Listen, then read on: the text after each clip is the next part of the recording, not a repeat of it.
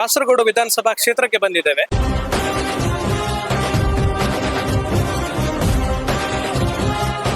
Election ಅಂದ್ರೆ ತುಂಬಾ fight ಉಂಟು ಈ ಸಲ.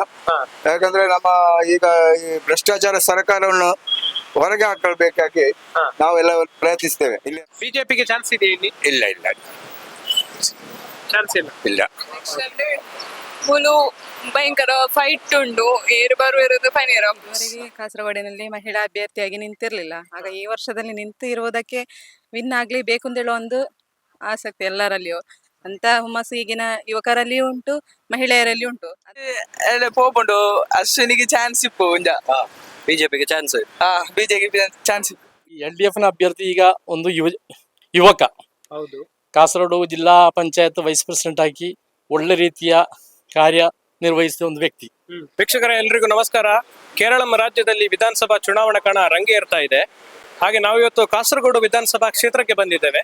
ಕಾಸರಗೋಡು ವಿಧಾನಸಭಾ ಕ್ಷೇತ್ರದಲ್ಲಿ ಕೂಡ ಬಿಸಿಲಿನ ಜಳ ಯಾವ ತರ ಏರ್ತಾ ಇದೆ, ಅದೇ ತರ ವಿಧಾನಸಭಾ ಚುನಾವಣೆ ಕಾವು ಕೂಡ ಏರ್ತಾ ಇದೆ. ಕಾಸರಗೋಡು ವಿಧಾನಸಭಾ ಕ್ಷೇತ್ರದಲ್ಲಿ ಈ ಬಾರಿ UDF ನಿಂದ ಕಲ್ಲತ್ರ ಮಹೀನ್ ಹಾಜಿ ಅವರು ಸ್ಪರ್ಧೆ ಮಾಡಿದ್ರೆ, LDF ನಿಂದ ಶಾನವಾಸ್ ಪಡೂರ್ ಅವರು ಸ್ಪರ್ಧೆ ಮಾಡಿದ್ದಾರೆ. ಹಾಗೂ ಬಿಜೆಪಿಯಿಂದ ಅಂದ್ರೆ NDA ಇಂದ ಬಿಜೆಪಿ ಜಿಲ್ಲಾಧ್ಯಕ್ಷ ಆಗಿರುವ ML ಅಶ್ವಿನಿ ಅವರು ಸ್ಪರ್ಧೆ ಮಾಡಿದ್ದಾರೆ. ಕಳೆದ ಬಾರಿ ಲೋಕಸಭಾ ಚುನಾವಣೆಯಲ್ಲಿ ಬಿಜೆಪಿಯಿಂದ ಸ್ಪರ್ಧಿಸಿ 2 ಲಕ್ಷಕ್ಕಿಂತ ಅಧಿಕ ಮತಗಳನ್ನು ಪಡೆದ ಅಶ್ವಿನಿ ಅವರು ಈ ಬಾರಿ ಕಾಸರಗೋಡು ವಿಧಾನಸಭಾ ಕ್ಷೇತ್ರದಲ್ಲಿ ಬಿಜೆಪಿಯನ್ನು ಗೆಲ್ಲಿಸುವ ಒಂದು ಹುಮ್ಮಸ್ಸಲ್ಲಿದ್ದಾರೆ. ಅದೇ ತರ ಕಳೆದ ಬಾರಿ ಸ್ಪರ್ಧೆ ಮಾಡಿದ್ದ NA ನೆಲ್ಲಿಕುನ್ ಅವರ ಬದಲಾಗಿ ಈ ಬಾರಿ ಕಲ್ಲತ್ರ ಮಹೀನ್ ಹಾಜಿ ಅವರಿಗೆ ಟಿಕೆಟ್ ಕೊಟ್ಟಿದೆ UDF. ಕಾಸರಗೋಡು ಕ್ಷೇತ್ರ UDF ನ ಭದ್ರಕೋಟೆ. ತನ್ನ ಭದ್ರಕೋಟೆಯನ್ನು ಉಳಿಸಿಕೊಳ್ಳುವ ಹರಸಾಹಸಲ್ಲಿ UDF ಇದೆ. ಅದೇ ತರ ಬಿಜೆಪಿ ಕೂಡ ನೆಕ್ ಟು ನೆಕ್ ಫೈಟ್ ಕೊಡ್ತಾ ಇದೆ. ಈ ಒಂದು ವಿಡಿಯೋದಲ್ಲಿ ಕಾಸರಗೋಡು ವಿಧಾನಸಭಾ ಕ್ಷೇತ್ರದ ಜನ ಈ ಒಂದು ಚುನಾವಣೆ ಬಗ್ಗೆ ಏನ್ ಹೇಳ್ತಾರೆ ಅನ್ನೋದನ್ನ ನೋಡ್ಕೊಂಡು ಬರೋಣ. ಕಾಸರಗೋಡಲ್ಲಿ ಇಲೆಕ್ಷನ್ ನಡೀತಾ ಇದೆ, ಹೇಗೆ ಅನಿಸ್ತಾ ಇದೆ? ಹೇಗಿದೆ ಇಲೆಕ್ಷನ್ ಕ್ರೇಜ್? ಎಲೆಕ್ಷನ್ ಇದಾಗಿ ನಮಗೆ ಏನು ಸಪೋರ್ಟ್ ಇಲ್ಲ. ನಾವು ದುಡಿಯೋರು, ನಮಗೆ ದುಡಿದ್ರೆ ನಮಗೇನಾದ್ರೂ ಇರೋದು. ಯಾರು ಬಂದ್ರೆ ನಿಮಗೆ? ಯಾರು ಬಂದ್ರು ಎಲ್ಲ ಲೆಕ್ಕವೇ. ಸಾಧಾರಣ ಜನರಿಗೆ ಏನು ಪ್ರಯೋಜನ ಇಲ್ಲ. ಎಷ್ಟು ಟೈಮ್ ಆಯ್ತಲ್ಲ ಬರುದು. ಯಾರಿಗೇನು ಪ್ರಯೋಜನ ಇಲ್ಲ. ಅವರವರ ಜನ ಅವ್ರವರಿಗೆ ಏನಾದ್ರೂ ಇರ್ಬೋದೇನೋ ಗೊತ್ತಿಲ್ಲ. ಸಾಧಾರಣ ದುಡ್ಡಿಯವರಿಗೆ ಏನು ಪ್ರಯೋಜನ. ಏನು ನಿರೀಕ್ಷೆ ಉಂಟು ಸರ್ ನಿಮಗೆ? ಹಾಗೇನೆ ಇದಿಲ್ಲ. ಹೊಸ MLA ಬಂದ್ರೆ ನಿಮಗೆ ಏನಾದ್ರು ಕೆಲಸ ಆಗ್ಬೇಕು ಅಂತ ಏನಾದ್ರು ಉಂಟಾ ರಿಕ್ಷಾದವರಿಗೆ? ಇಲ್ಲ, ಯಾರು ಬಂದ್ರು ಏನು ಆಗೋದಿಲ್ಲ ಅಷ್ಟೇ. ಎಲೆಕ್ಷನ್ ಅಂದ್ರೆ ತುಂಬಾ ಫೈಟ್ ಉಂಟು ಈ ಸಲ. ಯಾಕಂದ್ರೆ ನಮ್ಮ ಈಗ ಈ ಭ್ರಷ್ಟಾಚಾರ ಸರ್ಕಾರವನ್ನು ಹೊರಗೆ ಹಾಕಬೇಕಾಗಿ ನಾವೆಲ್ಲ ಪ್ರಯತ್ನಿಸ್ತೇವೆ ಇಲ್ಲಿ ಒಂದು ಜನಗಳು ಇಲ್ಲಿ. ಆದ್ರೆ ಈಗ ಇಷ್ಟುವರೆಗೆ ಮಾರ್ಕಿಸ್ಟ್ ಭರಣ ಇತ್ತು, ಅದರಿಂದ ಜನಗಳಿಗೆ ತುಂಬಾ ಬೇಸರ ಆಗಿದೆ. ಇನ್ನು ಮುಂದೆ ಒಂದು ಬಿಜೆಪಿ ಸರ್ಕಾರ ಬಂದ್ರೆ ಬಹಳ ಒಳ್ಳೇದು ಅಂತ ನಮ್ಮೆಲ್ಲರ ಅಭಿಪ್ರಾಯ. ಅದಕ್ಕೆ ಬೇಕಾಗಿ ನಾವೆಲ್ಲರೂ ಸಹಕರಿಸ್ತೇವೆ. ಮತ್ತೆ ನಮ್ಮ ಈ ಕಾಸರಗೋಡು ಜಿಲ್ಲೆಯ ಪುರೋಗತಿಗೆ ಬೇಕಾಗಿ ನಾವು ಬಿಜೆಪಿ ಸರ್ಕಾರವನ್ನು ಆರಿಸಬೇಕಾಗಿ ನಾವು ಪ್ರಯತ್ನ ಮಾಡ್ತಿದ್ದೇವೆ. ಇಲ್ಲಿ ಬಿಜೆಪಿ ಈ ಸರ್ತಿ ಅಶ್ವಿನಿ ML ಅವರು ನಿಂತಿದ್ದಾರೆ. ಹೇಗೆ ಗೆಲ್ಲುವ ಚಾನ್ಸ್ ಇದೆ? ಅವರು ತುಂಬಾ ಚಾನ್ಸ್ ಉಂಟು ಸರ್. ನಮ್ಮ ಕಾಸರಗೋಡು ತುಂಬಾ ಚಾನ್ಸ್ ಉಂಟು. ನಾವೆಲ್ಲ ತುಂಬಾ ಪ್ರಯತ್ನ ಮಾಡ್ತೇವೆ ಅದಕ್ಕೆ ಬೇಕಾಗಿ. ಯಾಕಂದ್ರೆ ಈಗ ಒಂದು ಒಳ್ಳೆಯ ಸರ್ಕಾರ ನಮಗೆ ಬೇಕಾಗಿದೆ. ಇಲ್ಲಿಯ ಒಂದು ಖುಷಿ ನೋಡಿ, ನಮ್ಮ ಕಾಸರಗೋಡಿನಲ್ಲಿ ಪುರೋಗತಿಯನ್ನು ಉಂಟಾದ್ದು ಬಿಜೆಪಿ ಸರ್ಕಾರ, ಸೆಂಟ್ರಲ್ ಗವರ್ಮೆಂಟ್ ಸೆಂಟ್ರಲ್ ಗವರ್ಮೆಂಟ್ ಇದೆಲ್ಲ ನಮ್ಮ ಸೆಂಟ್ರಲ್ ನ. ಹಾಗೆ ಪ್ರತ್ಯೇಕವಾಗಿ ನಾವು ಕೆಲ ರಿಕ್ವೆಸ್ಟ್ ಬಿಜೆಪಿ ಅವರು ಕೊಟ್ಟ ಕಾರಣ ಕೆಲವು ಅಂಡರ್ ಪಾಸಿಂಗ್ ಎಲ್ಲ ಕೊಟ್ಟಿದ್ದಾರೆ. ಹಾಗೆ ಬೇಕಾಗಿ ನಾವು ಬಿಜೆಪಿ ಸರ್ಕಾರವನ್ನು ಆರಿಸಬೇಕಂತೇಳಿ ನಮ್ಮ ತುಂಬಾ ಇದು ಪ್ರಯತ್ನ. ನಡೆಸಿದ ಹುಷಾರ್ಲು UDF ವரும். UDF ವಿನ್ ಆಗ್ತದೆ ಇಲ್ಲಿ. LDF ಸರಿ ಇಲ್ಲ. ಕಲ್ರಟ್ಟ ಮಾಯಿನಾಜಿ ಅವರು ವரும். ಬಿಜೆಪಿಗೆ ಚಾನ್ಸ್ ಇದೆ ಇಲ್ಲಿ? ಇಲ್ಲ ಇಲ್ಲ ಚಾನ್ಸ್ ಇಲ್ಲ. ಇಲ್ಲ, UDF ಬರಬೇಕು. ಅಲ್ಲಾದ್ರೆ ಸುಮಾರು ಕಷ್ಟ ಉಂಟು ಈಗ. ಏನು ಸ್ಟೇಟ್ ಅಲ್ಲಿ UDF ಅಧಿಕಾರಕ್ಕೆ ಬರಬೇಕು ಅಂತ ಹೇಳ್ತಾರೆ. ಬರಬೇಕು. ಪಿಣರಾಯಿ ವಿಜಯನ್ 10 ವರ್ಷ ಅಧಿಕಾರ. ಅದೇ ரொம்ப ಕಷ್ಟ ಆಯ್ತು. ಪಬ್ಲಿಕ್ ಎಲ್ಲ ரொம்ப ಕಷ್ಟ ಆಯ್ತು. ಅವರ ಭರಣ ಸರಿಯಲ್ಲ. ಪಿಣರಾಯಿ ವಿಜಯನ ಭರಣ ಪೈಲೆ ಸ್ವಲ್ಪ ಒಳ್ಳೆ ಭರಣ ಅಂತ ಮಾರ್ಕ್ಸಿಸ್ಟ್ ಪಾರ್ಟಿ ಅದೇ ಸರಿ ಇಲ್ಲ. UDF ಬಂದ್ರೆ ಯಾರು CM ಆಗ್ತಾರೆ? ವೇಣುಗೋಪಾಲ್, KC ವೇಣುಗೋಪಾಲ್ CM ಆಗ್ತಾರ? ಆಗೋದಿಲ್ಲ. ಅವರು ಪಾರ್ಲಿಮೆಂಟ್ ಅಲ್ಲೇ ಯಾರು ಇಲ್ಲಿ PD ಸತೀಶನಾಗಬಹುದು. ಆಯ್ತು, ನನ್ಗೆ ಗೊತ್ತಿಲ್ಲ. ಚೆನ್ನತ್ತಿಲ್ಲ ರಮೇಶ್ ಎಲ್ಲ ಪೈಲೆ ಮುಖ್ಯಮಂತ್ರಿ ಆಗಬೇಕು ಅಂತ ಹೇಳಿ ಊರದಲ್ಲಿ ಆಗ್ಬೋದಾಯ್ತು. ನಮ್ಮ ಪಾರ್ಟಿಯವರು. ನೀವು ಕಾಂಗ್ರೆಸ್ ಪಾರ್ಟಿ? ನಾವು ಕಾಂಗ್ರೆಸ್ ಪಾರ್ಟಿನವರು. ನಾನು ಅದಕ್ಕೆ ಹೇಳಿದಲ್ಲ, ಭರಣ ಯಾರು ಒಳ್ಳೇದು ಮಾಡಿದ್ರೆ ಅದು ಒಳ್ಳೇದು ಅಂತ ಹೇಳು ಅಲ್ವಾ? ಆ ಥರ ಅಲ್ಲೇ ಕಷ್ಟ. ಐದು ಯಾರು ಬಂದ್ರೆ ಬಡವರಿಗೆ ಏನುಂಟು ಊಟಕ ಭಾಗ್ಯ ಇಲ್ಲ ಈಗ. ಯಾರು ಬಂದ್ರು ಬಡವರಿಗೆ ಏನು ಸಿಕ್ಕಿದಿಲ್ಲ. ಇಲ್ಲ. ಕಾಂಗ್ರೆಸ್ ಒಳ್ಳೆ ಜನ ನೇಮಕ ಮಾಡ್ತಾರೆ. ಮೊದಲ ವರ್ಷ ಒಳ್ಳೆದು UDF. ಫೈಟ್ ಉಂಟು, ಫೈಟ್ ಇದ್ರು ಸಹ UDF ಡೆಫಿನೆಟ್. ಯಾರಿಗೆಲ್ಲ ಫೈಟ್ ಇರುವುದು? ಬಿಜೆಪಿ. ಹೇಗೆ ಸರ್, ಅಭಿವೃದ್ಧಿ ಆಗಿದೆಯಾ ಕಾಸರಗೋಡು ಇಲ್ಲಿವರೆಗೆ? ಅಲ್ಲ, ಅಭಿವೃದ್ಧಿ ಆಗಿಕೊಂಡು ಉಂಟು, ಅಲ್ಲಿ ಏನು ತೊಂದರೆ ಇಲ್ಲ. ಮುಸ್ಲಿಂ ಲೀಗ್, ಬಿಜೆಪಿ ಚಾನ್ಸ್ ಇಲ್ಲ. ಓಕೆ. ಕಾಸರಗೋಡಲ್ಲಿ ಎಲೆಕ್ಷನ್ ನಲ್ಲಿ ಓಟ್ ಹಾಗೆ ಎಲ್ಲರೂ ಬರ್ತಾರೆ, പക്ഷേ ಅದರಲ್ಲಿ ಯಾವ ಪ್ರವೃತ್ತಿಯು ಉಂಟಾಗುದಿಲ್ಲ, ಉಪಕಾರ ನಮ್ಗೆ ಸಿಕ್ಕುವುದಿಲ್ಲ. ಅಂದ್ರೆ ಗೆದ್ದ ಮೇಲೆ ಯಾರು ನಿಮಗೆ ಕೆಲಸ ಮಾಡುದಿಲ್ಲ? ಮಾಡುದಿಲ್ಲ. ಹಾಗೆ ಯಾರು ವಿನ್ ಆಗ್ಬೋದು ಸರ್ ಈ ಸರಿ ಇಲ್ಲಿ? ಒಳ್ಳೆ ಜನರಿಗೆ ಕೊಟ್ಟದ್ದು ಅವರವರಿಗೆ. ಜನರು ಯಾರಿಗೆ ಓಟ್ ಹಾಕ್ತಾರೆ ಅವ್ರಿಗೆ ವಿನ್ ಆಗ್ತಾರೆ, ನೀವು ಅದನ್ನ ಹೇಳಲಿಕ್ಕೆ ಇಷ್ಟಪಡುದಿಲ್ಲ. ಹೌದೌದು. ಹೇಗೆ ಡೆವಲಪ್ಮೆಂಟ್ ಆಗಿದೆ ಕಾಸರಗೋಡು?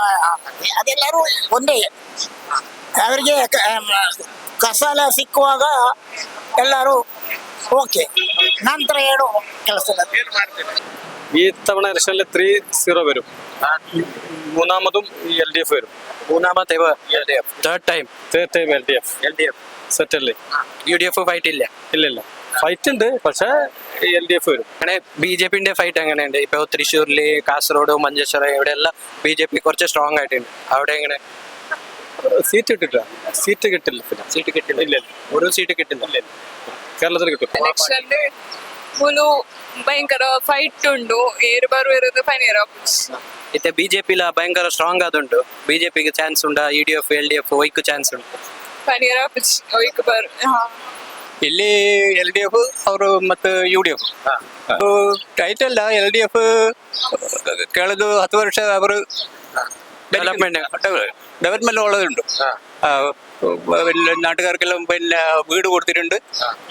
ഈ വയനാട്ടിൽ ദുരിതം വന്നപ്പോൾ നല്ല സഹായം ചെയ്തു. പക്ഷെ കേന്ദ്രം വന്നിട്ട് അത് നോക്കിയിട്ട് പോയി, ഇതൊന്നും കൊടുത്തില്ല. പക്ഷെ എന്നാലും നമ്മുടെ സർക്കാർ കഴിയുന്നത്ര എല്ലാവരും ഇപ്പോൾ സഹായിച്ചു. ഇപ്പോൾ 178 വീട് കെട്ടി കൊടുത്തിട്ട് ഉദ്ഘാടനം കഴിഞ്ഞു. അവർ ഏപ്രിൽ മാസം താമസിക്കും.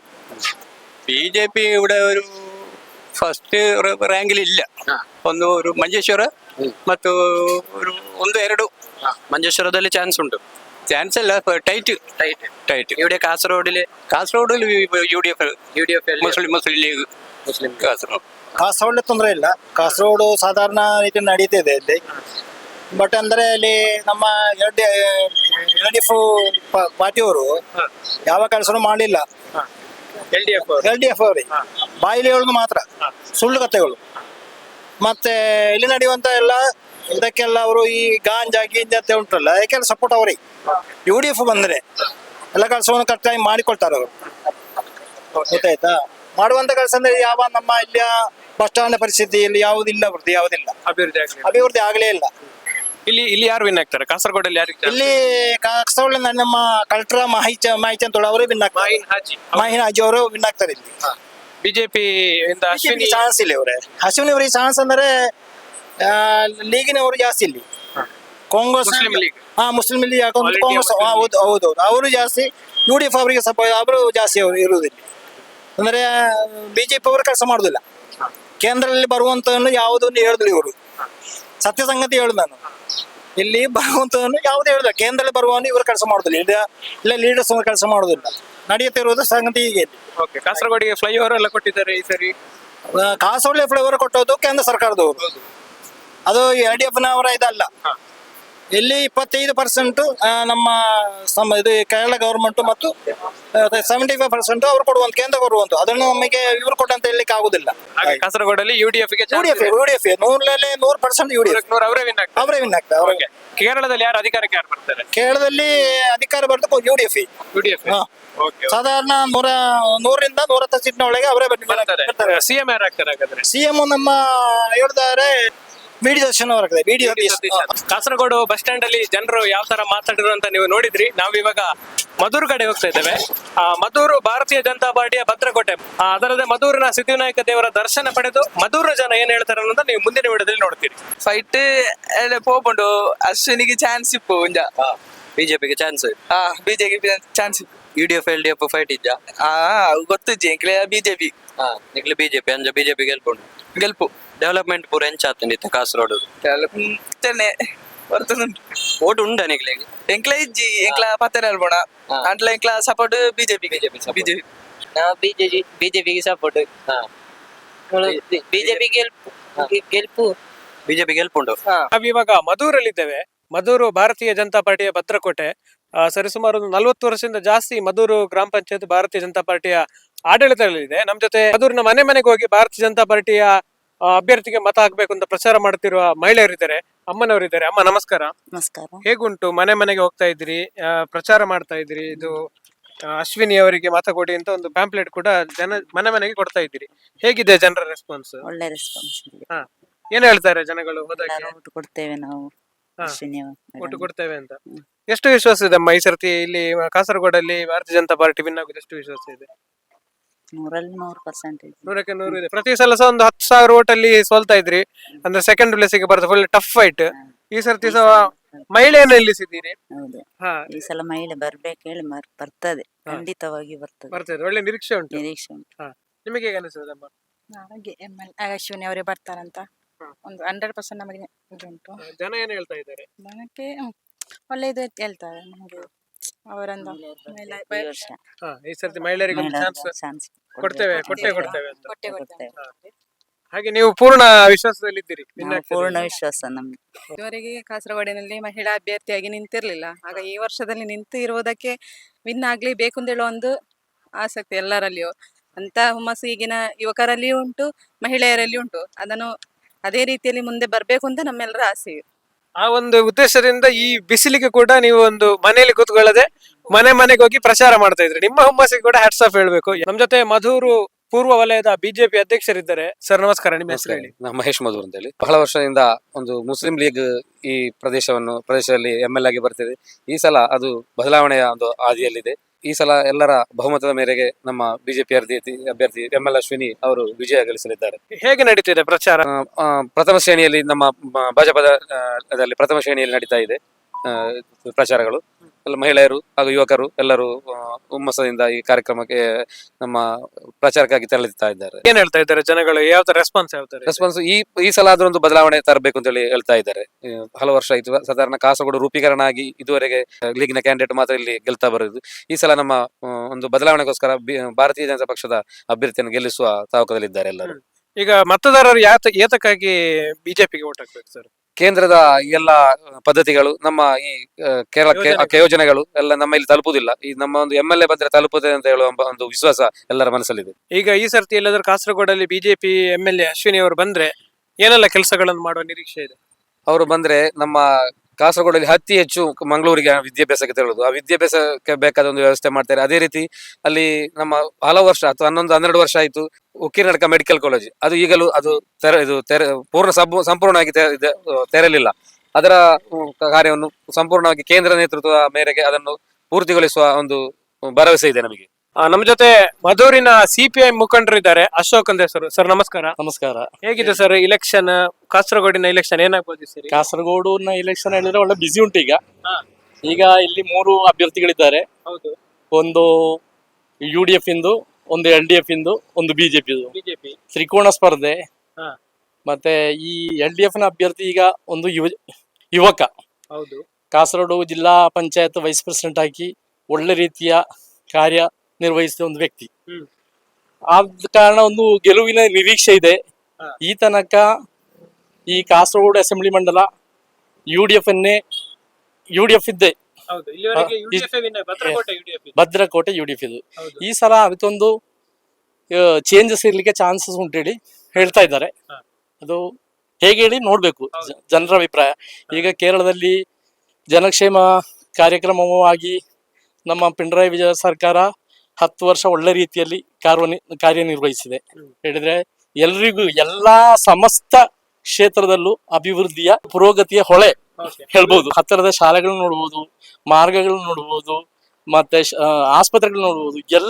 ಎಲ್ಲಾ ರೀತಿಯಲ್ಲೂ ಅಭಿವೃದ್ಧಿ ಆದ ಕಾರಣ ಜನರು ಈ ಸರ್ಕಾರವನ್ನೇ ಪುನಃ 3ನೇ ಬಾರಿಗೂ ತರುವ ನಿರೀಕ್ಷೆ ಇದೆ. ಅದು ಅದರ ಇಫೆಕ್ಟ್ ಈ ಕಾಸರಗೋಡು ಅಸೆಂಬ್ಲಿ ಮಂಡಲದಲ್ಲೂ ಕಾಣ್ತದೆ ಅಂತ ಕಾಣ್ತಾ ಹೇಳ್ತೀರಿ. ಹೇಳಿ ಹೇಳ್ತೇವೆ. ಹೌದು. ಈಗ ಇಲ್ಲಿ ಪ್ರಚಾರಕ್ಕೆ ಹೋದಾಗ ಜನರ ಒಪಿನಿಯನ್ ಹೇಗಿದೆ? ಜನರ ಒಪ್ಪಿನ ಹೇಳಿದ್ರೆ ಯಾರು ಮತ್ತೆ ಪ್ರತ್ಯಕ್ಷವಾಗಿ ಯಾರು ಇದು ಹೇಳುವುದಿಲ್ಲ, ಗೊತ್ತಾಯ್ತಲ್ಲ. ಜನರ ಮನಸ್ಸಿನಲ್ಲಿ ಈಗ 2,000 ರೂಪಾಯಿ 62 ಲಕ್ಷ ಜನರಿಗೆ ಈ ಕೇರಳದಲ್ಲಿ ಕುಟುಂಬಕ್ಕೆ ಬರ್ತದೆ. 62 ಲಕ್ಷ, ಅದು ಅವರ ಮನೆಗೆ ತಲುಪಿಸುದು, ಗೊತ್ತಾಯ್ತಲ್ಲ. ಅದೇ ರೀತಿಯಲ್ಲಿ ಮತ್ತೆ ಈ 1,000 ರೂಪಾಯಿ ಗೃಹಿಣಿಯರಿಗೆ ಬರ್ತಾ ಉಂಟು. ಅದೇ ರೀತಿಯಲ್ಲಿ ಈ ಒಂದು ಚಿಕಿತ್ಸೆಗೆ ಈಗ ನನ್ನ ಕೈಯಲ್ಲಿ ಉಂಟಲ್ಲ ನೋಡಿ, ಇರೋದು ಒಂದು ಮುಖ್ಯಮಂತ್ರಿಯ ಚಿಕಿತ್ಸೆಯ ಫಾರ್ಮ್.